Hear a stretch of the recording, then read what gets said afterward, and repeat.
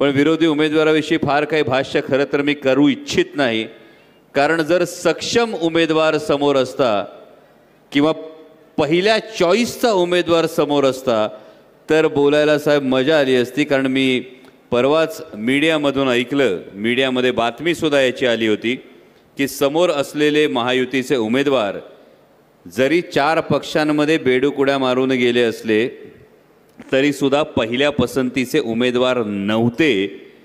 उमेदवारी खरं तर ही वेगळ्याच ठिकाणी देण्याची माननीय मुख्यमंत्री महोदयांची इच्छा होती.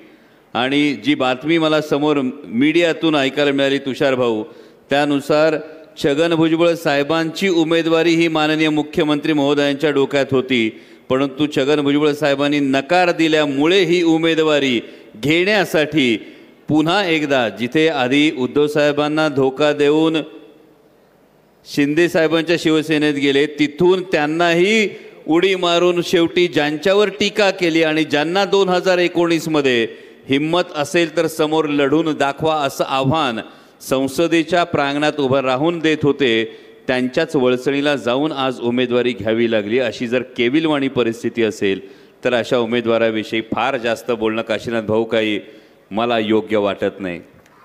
आता शिरूरची उमेदवारी आढळराव यांना नव्हती तर भुजबळांना द्यायचं मुख्यमंत्री शिंदेच्या डोक्यात होतं असं विधान कोल्हेंनी भरसभेत केलं.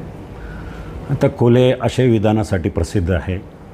कोल्हे आणि संजय राऊत हे काही विधानं करतात, त्याला काही बेस नसतो. शिंदे कशाला ते अप करतील? ही जागा जर छगन भुजबळ राष्ट्रवादीची आहेत तर ती उमेदवारी एकनाथ शिंदे कसे जाहीर करतील? कुठेतरी आपण अज्ञानपणा बालिशपणा दाखवू नये.